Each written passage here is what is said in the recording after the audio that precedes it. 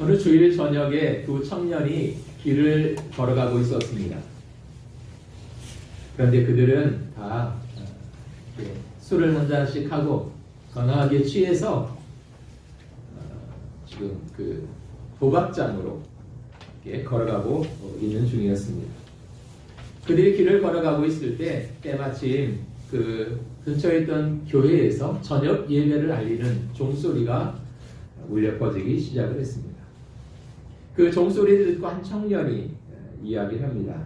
여보게, 우리 지금 도박장으로 갔지만 좀 발걸음을 돌려서 교회 가서 예배나 한번 드려볼까? 이렇게 이야기를 하죠. 그러자 한 청년은 그 말을 듣는 순간 이런 말을 합니다. 너 미쳤냐? 교회는 무슨 교회야. 지금 우리가 한몫 잡기 위해서 도박장에 가는 중인데 야, 너 헛소리 하지 말고 빨리 가자. 소리 한 사람은 교회 가자, 한 사람은 도박장으로 가자. 옥신각신 하다가 결국은 한 사람은 교회로 가고 한 사람은 도박장으로 향했습니다. 그런 일이 있고 나서 30년이라고 하는 세월이 지났습니다. 어느 날 미국 대통령의 취임식이 열리는 그런 온 국민들이 기뻐하고 축제 분위기인 그 장면을 TV에서 중계하기 시작을 했습니다. 그 장면을 보면서 교도소에 있는 한 사람이 눈물을 흘리고 있었습니다.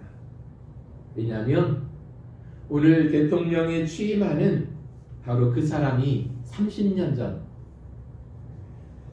도박장으로 갈 것이냐 교회로 갈 것이냐 그것 때문에 서로 말다툼을 하다가 헤어졌던 자기의 친구 클리브랜드였기 때문이었습니다. 이 사람의 운명이라고 하는 것이 참 묘하지 않습니까? 그런 걸 보면 그 사람의 운명이라고 하는 것은 딱 정해져 있는 것이 아니라 본인이 어떤 길을 선택하느냐에 따라서 얼마든지 달라질 수 있다. 그것을 우리에게 이 두 청년은 보여주고 있는 것 같습니다. 두 사람 다 똑같이 타락한 자리에 있었지만 한 사람은 가던 길을 돌이켜서 하나님께 나아가 새 사람이 되고 결국에는 대통령이 되었습니다. 그러나 한 사람은 고집을 부리고 끝까지 잘못된 길로 가다가 평생 감옥에서 그렇게 사는 죄인이 되고 말았다는 것입니다.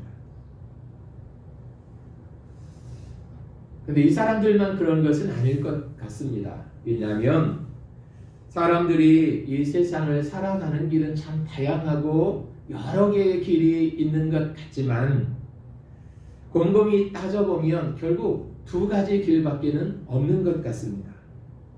하나는 복을 받는 길과 또 멸망의 길이라고 하는 것입니다. 그리고 이것이 정확하게 성경이 우리에게 가르쳐주는 영적인 진리이기도 합니다. 신명기 28장에도 보면 거기 하나님의 복이 임하는 길이 있고 하나님의 저주가 임하는 길이 있다고 이야기를 합니다. 그러니까 우리 앞에는 항상 두 가지의 길이 있는데 그 길을 어떤 길을 선택하느냐에 따라서 그 사람의 끝이 결말이 완전히 달라질 수 있다. 그것을 말씀하고 있다는 것입니다. 그래서 우리가 하나님의 말씀을 따라 하나님 안에서 믿음으로 살면 그 사람은 하나님 앞에서 복을 받게 될 것이고 하나님이 아닌 세상을 따라가고 또 이방신을 따라가게 되면 결국 하나님의 심판이 임하게 된다고 하는 것을 성경은 우리에게 가르쳐준다는 것입니다. 오늘 우리가 함께 읽은 이 시편 1편의 말씀도 보면 결국 두 사람의 이야기잖아요. 복이 있는 사람과 또 악인, 그래서 결국은 멸망으로 끝나버릴 인생의 길이 있다고 이야기하는 것입니다. 새해를 시작하면서 어떤 결심들을 하셨는지 모르겠습니다. 그래서 지난주에 그 창세기 28장의 말씀을 전하면서 야곱이 하나님 앞에 내가 이렇게 살아보겠다고 결심했다 그런 말씀들을 드렸는데요. 올해 어떤 결심들을 하셨는지 모르겠습니다. 우리 신앙적인 면에서 좋은 결심들을 좀 하셨으면 좋을 것 같습니다. 적어도 2가지 이상 내가 하나님 앞에서 올 한 해는 이런 모습으로 또 신앙적인 성장과 성숙을 위해서 내가 이런 일에 나의 어떤 열정과 시간과 마음을 내가 드리겠습니다 라고 하는 그런 어떤 신앙적인 결심들을 하셨으면 좋겠다는 생각들을 또 이 말씀을 준비하면서 갖게 되어졌습니다. 우리가 하나님 안에서 좋은 결심을 가지고 새해를 시작하고 그리고 한 해를 사는 동안 그 결심을 따라 우리가 움직인다면 분명 그 사람의 길은 하나님께서 예비하신 복된 길, 축복된 믿음의 길을 걸어갈 수 있게 될 것이기 때문에 그렇습니다. 오늘 이 시편 1편에 보면 먼저 복 있는 사람에 관한 이야기가 나오고 있습니다. 그것이 1, 2, 3절에 나와 있는 말씀이죠. 그렇다면 성경이 말하고 있는 특별히 시편 1편에서 말하는 이 복 있는 사람은 누굴까? 우리가 다 복된 사람이 되기를 원하잖아요. 이걸 싫어할 사람은 아무도 없습니다. 그런데 이 복 있는 사람이 누구인지를 이 시편 1편은 가르쳐주고 있습니다. 첫 번째로 복 있는 사람은 어떤 사람이냐면 하나님 편에 속해 있는 사람이라고 말씀하고 있는 것입니다. 오늘 본문 1절과 2절 말씀을 보면 복 있는 사람은 악인의 길을 따르지 아니하며 죄인들의 길에 서지 아니하며 오만한 자들의 자리에 앉지 아니하고 오직 여호와의 율법을 즐거워하여 그 율법을 주야로 묵상하는 자로다 이렇게 말하고 있습니다. 여기 1절과 2절의 말씀을 한 줄로 요약한다면 그것은 하나님 편에 서 있는 사람이라고 말할 수 있을 것 같습니다. 불의의 편에 서지 않고 의의 편에 서 있는 사람, 악한 편에 서지 않고 선한 일에 서 있는 사람, 타락한 세상과 타협하지 않고 하나님의 말씀을 따라 하나님 편에 서 있는 사람, 그가 복이 있는 사람이라고 말씀하고 있다는 것입니다. 그래서 어느 편에 서 있느냐 이게 참 중요한 것 같습니다. 구약성경에 보면 여호수아나 엘리야 선지자가 외친 아주 중요한 메시지가 하나 있었습니다. 그건 뭐냐면 그 하나님과 이방신 사이에서 이렇게 왔다 갔다 하는 그 시대 백성들을 향해서 너희가 어느 때까지 그 둘 사이에서 머뭇머뭇하려고 하느냐, 그런 어정쩡한 인생을 더 이상 살지 말고 이제는 결단하고 하나님 편에 서야 된다. 그것이 생명의 길이고 그것이 복된 길이다. 그것을 그들은 외쳤던 것을 우리는 기억하고 있습니다. 그러니까 순간순간마다 사실은 우리가 어느 편에 설 것인지를 마음에 결단하는 그런 시간들이 순간순간 사실은 필요하다는 것입니다. 올 한 해를 살면서 우리가 더 많은 부분에서 하나님 편에 서 있기를 결심하고 또 그 길을 따라가는 지혜로운 저와 여러분들이 되셨으면 좋겠습니다. 남북 전쟁이 한참 치열하게 벌어지고 있을 때 한동안 그 남군에 밀려서 북군이 매우 불리한 그런 상황에 처해 있을 때였습니다. 어떻게 하면 전쟁에서 지금 밀리고 있는 이 상황을 역전시킬 수 있을까? 참모들이 모여서 회의를 하고 있었습니다. 그때 어떤 한 참모가 이렇게 이야기를 했습니다. 하나님께서 우리 북군에게 북군 편에 서도록 우리가 기도합시다. 이런 말을 했습니다. 그러자 그 말을 들었던 사령관이었던 링컨은 이런 유명한 말을 남겼습니다. 하나님이 우리 편에 서도록 기도할 것이 아니라 우리가 하나님 편에 서기 위해서 각자 회개할 것은 회개하고 돌이킬 것은 돌이키고 마음을 새롭게 하도록 우리가 다 같이 기도합시다. 이렇게 제안을 했다고 합니다. 결국 그 전쟁은 링컨이 지휘하던 북군의 승리로 끝나게 되었습니다. 그런 것을 보면 우리가 하나님 편에 서면 하나님과 하나가 되기 때문에 하나님께서 우리를 지켜주시는 것입니다. 사실 하나님 안에는 실패가 없잖아요. 하나님 안에 불행이 없지 않습니까? 하나님은 우리가 죽고 사는 모든 것들을 주관하시는 전능하신 하나님이십니다. 그리고 하나님은 복의 근원이 되시는 하나님이십니다. 그렇기 때문에 하나님 편에 서 있는 사람은 복된 사람이 될 수 있다는 것입니다.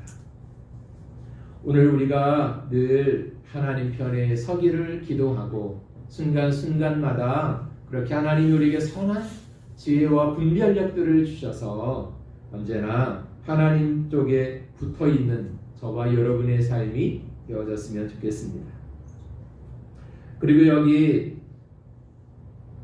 1절에 보면 오만한 자들의 자리에 앉지 않는다. 이것이 복된 사람이라고 말하고 있는데요.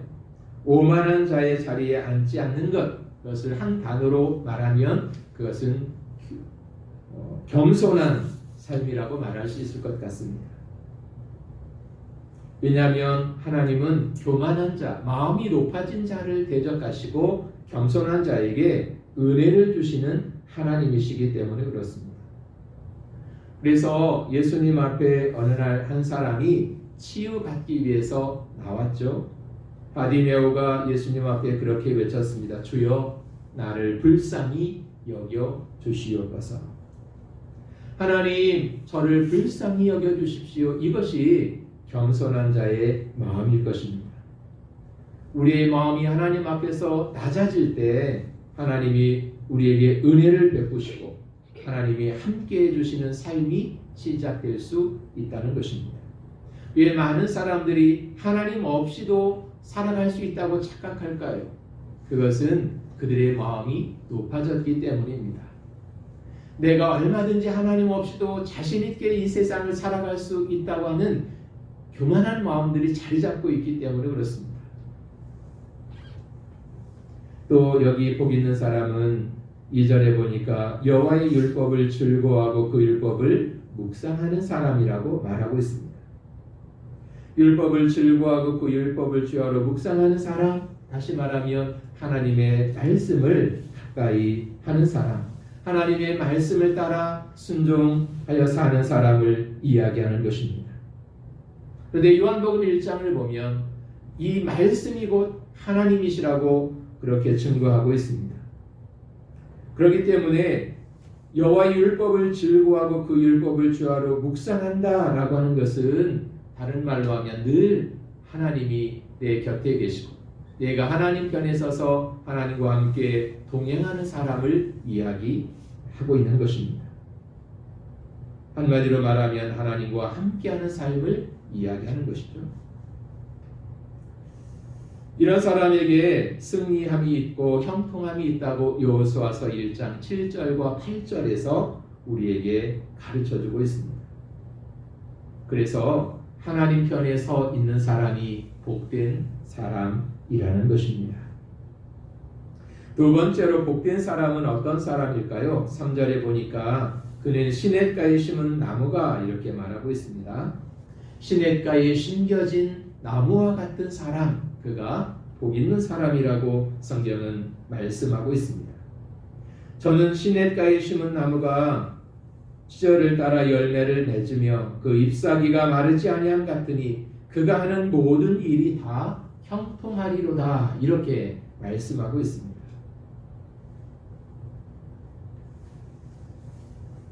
시냇가에 심겨진 나무는 어떨까요?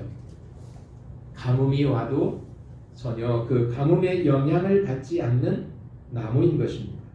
시냇가에 심겨져 있기 때문에 언제나 잎이 푸르고 무성하고 또 꽃이 피고 풍성한 열매를 맺는 상태를 이야기하는 것입니다. 왜냐하면 이 나무는 가뭄에도 잘 견디는 아주 특별한 나무가 아니라 한 가지 이유가 있다면 그냥 시냇가에 심겨져 있기 때문에 언제나 수분을 공급받을 수 있고 영양분을 공급받기 때문에 아름답게 성장할 수 있는 나무이기 때문에 그렇습니다. 그런데 왜 시냇가에 심겨진 나무를 이야기하고 있을까요? 하나님과 우리와의 관계도 이와 같아야 된다는 것입니다. 오늘 우리가 하나님과 바른 믿음의 관계 가운데 있을 때 이 사람의 영혼은 풍성해질 것입니다. 그가 행하는 모든 일에 형통한 복이 임하게 될 것입니다. 뿐만 아니라 수고의 열매를 거두는 기쁨이 있는 삶으로 하나님께서 인도해 주실 것입니다. 그래서 우리의 영혼이 기도 가운데 늘 깨어 있어서 하나님과 교통하는 삶이 되어야 한다는 것입니다. 이 시편 1편에 보면 시냇가에 심겨진 나무가 있다면 요한복음 15장에는 그 나무에 꼭 붙어있는 포도나무 가지에 대한 비유가 등장을 하죠. 내용은 약간 다르지만 그 본질적인 의미는 다 한 가지인 것 같습니다. 그것은 그 나무가 그 가지가 그 나무에 꼭 붙어 있어야 한다는 것입니다. 그래야 열매를 맺고 하나님께 영광을 돌리고 제자로서 이 세상을 살아갈 수 있다고 하는 것입니다. 그렇다면 시냇가에 심겨진 나무와 같은 삶을 위해서 우리가 무엇을 해야 될까요? 그것은 하나님의 말씀을 가까이 해야 한다는 것입니다. 하나님의 말씀이 즐겁게 생각이 되고 하나님의 말씀이 좋다는 생각이 있어야 한다는 것입니다. 그런데 우리의 마음이 때로는 그렇지 못할 때가 많이 있는 것 같습니다. 우리의 마음이 쓸데없는 곳을 향할 때가 더 많이 있는 것 같습니다. 하나님의 말씀을 가까이 할 때 그 말씀에 대한 감격이 있고 그 말씀을 내 삶에 적용할 때 내 삶은 행복해질 수 있다고 하는 것입니다. 그리고 두 번째는 우리가 주님을 바라보는 삶을 살아야 한다는 것입니다. 그래서 사람들은 자기가 닮고 싶은 모델이 필요한 것입니다. 내가 저 사람처럼 되고 싶다는 어떤 그 삶의 롤 모델 같은 그런 게 필요하잖아요. 그런데 우리 신앙인들에게 필요한 모델은 누구일까요? 그분은 바로 예수 그리스도라는 것입니다.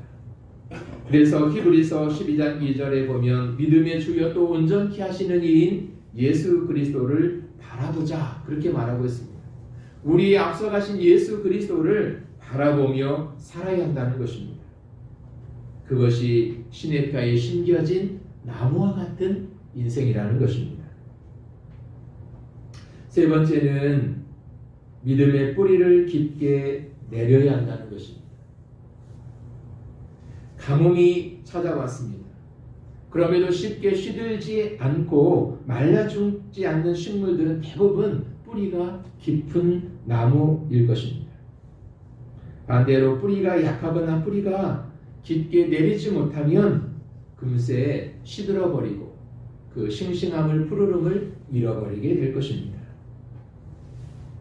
뿌리가 깊을 때에 꽃을 피워내고 풍성한 열매를 맺게 되어질 것입니다. 그런 것을 보면 이 뿌리라고 하는 것이 얼마나 중요한지를 우리는 다시 한번 생각하게 되는 것입니다. 신앙생활도 마찬가지가 아닐까요? 신앙생활에 어떤 깊은 뿌리가 있어야 우리는 쉽게 요동하거나 흔들리지 않게 된다는 것입니다. 마태복음에 보면 그 네 종류의 밭에 관한 이야기를 하잖아요. 그러니까 길가밭과 돌짝밭의 특징이 무엇입니까? 너무 단단해서 씨앗이 떨어지긴 떨어졌는데 그리고 싹이 조금 나긴 하는데 이게 오래 못 가요. 해가 떠올라서 조금 뜨거우면 금세 말라버리고 시들어서 더 이상 성장하지 못한다는 것입니다. 그러니까 신앙의 뿌리가 깊지 못하면 작은 일에도 쉽게 요동하고 흔들리고 넘어져서 늘 그 제자리를 맴도는 인생이 되고 만다는 것입니다. 그리고 하나님의 깊은 은혜를 체험하기가 힘들다는 것이죠. 그렇게 하다 보면 신앙생활이 기쁘고 행복하고 즐거운 것이 아니라 늘 어떤 내 삶의 짐이 되고 만다는 것입니다. 이거 안 할 수도 없고 하자니 힘들고 신앙생활은 그런 게 아니잖아요. 그런데 우리가 믿음의 뿌리가 깊지 못하면 내가 하나님의 깊은 은혜 가운데 들어가지 못하면 자칫 잘못하면 이 신앙생활이라고 하는 것이 우리의 삶에 짐이 될 수도 있다는 것입니다. 하나님은 결코 우리에게 짐을 하나 더 얹어준 것이 아니라 기쁨과 행복한 삶을 살기를 원하는데 우리의 믿음이 연약하여져서 신앙의 뿌리를 깊게 내리지 못함으로 말미암아 그렇게 될 수도 있다는 것입니다. 그건 참 슬픈 이야기잖아요. 올해는 저나 여러분 모두 신앙의 뿌리를 깊이 내리는 그런 한 해가 되어졌으면 좋겠습니다.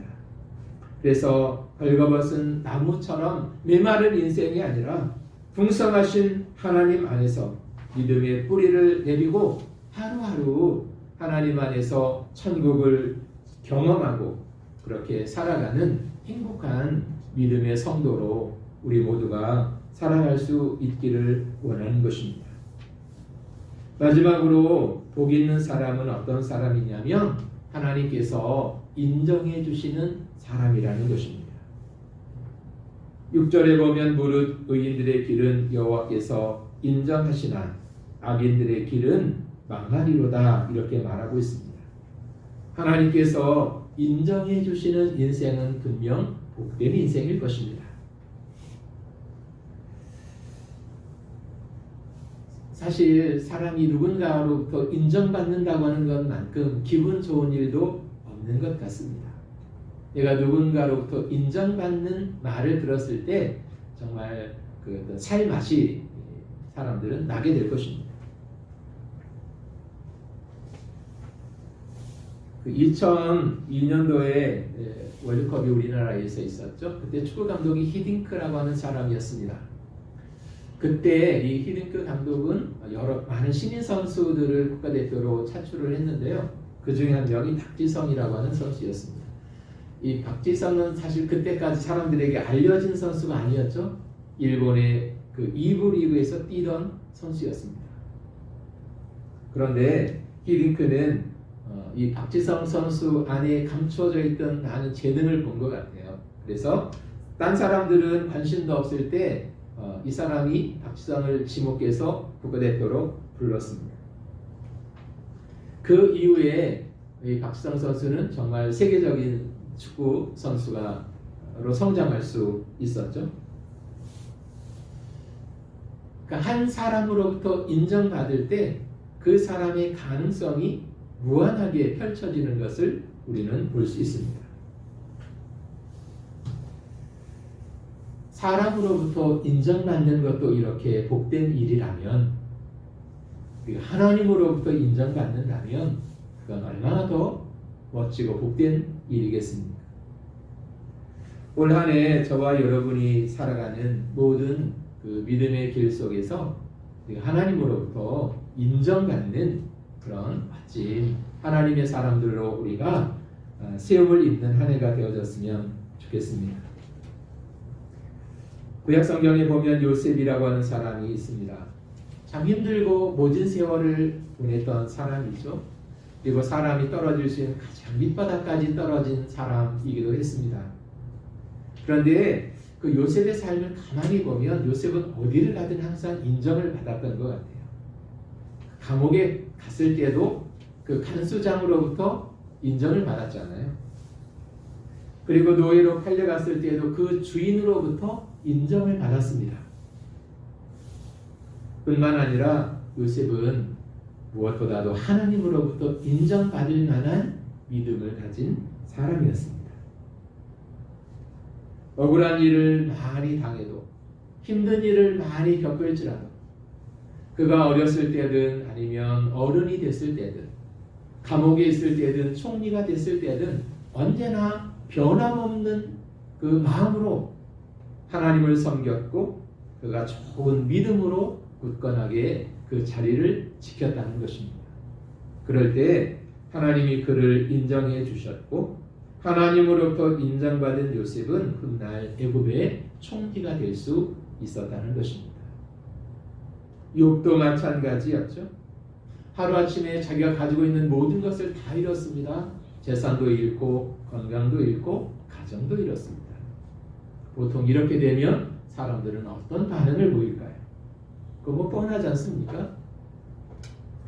그럼에도 불구하고 욥은 한 가지 변하지 않은 것이 있었는데 그것은 하나님을 향한 믿음이었습니다. 그럴 때 하나님이 그 믿음을 인정해 주시죠. 그리고 욥기 끝에 보면 욥은 이전에 자기가 누렸던 것보다 다 갑절로 하나님께서 보상해 주시는 것을 우리는 보게 되는 것입니다. 그러니까 하나님으로부터 인정받으니까 그의 삶이 정말 빛나는 삶이 되더라는 것입니다.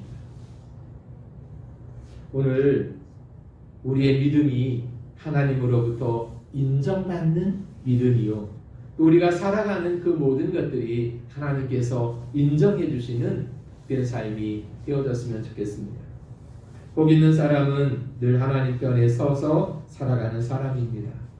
복 있는 사람은 하나님께 삶의 뿌리를 내리고 믿음의 뿌리를 내리고 사는 사람입니다. 복 있는 사람은 하나님께서 인정해 주시는 사람입니다. 그러므로 오늘 저와 여러분들이 늘 하나님의 말씀을 가까이 하고 하나님의 은혜를 사모하고 날마다 하나님 편에 서 있기를 그렇게 기도하는 저와 여러분들이 되셔서 복된 사람들에게 베푸시는 하나님의 놀라운 은혜와 축복이 올 한 해 동안 저와 여러분이 살아가는 그 모든 삶의 자리 가운데 또 하나님 허락하신 우리의 모든 가정들 위에 또 우리가 살아가는 그 일하는 일터와 또 우리 교회 위에 충만하게 넘치도록 그렇게 부어주시고 또 그것을 하나님 안에서 경험하고 누리며 사는 우리 온 성도님들 되시기를 축복합니다. 기도하겠습니다. 살아계신 아버지 하나님, 이 시간도 하나님께서 우리에게 은혜를 베풀어 주시고 우리가 늘 하나님 편에 서 있기를 사모하고 하나님 안에서 복된 자라 인정받는 믿음을 소유한 자 되어 하나님이 각 사람들에게 예비하신 더 좋은 은혜와 축복을 누리는 삶이 되게 하여 주시옵소서. 특별히 올 한 해 동안 영적인 성장이 있고 또 믿음의 뿌리를 든든히 내려 하나님께서 우리 각 사람들에게 약속하시고 또 말씀하신 그 모든 은혜와 축복이 삶을 통해서 경험되어지는 또 그것을 누리며 사는 한 해가 되게 하여 주시옵소서. 예수님의 이름으로 기도합니다. 아멘.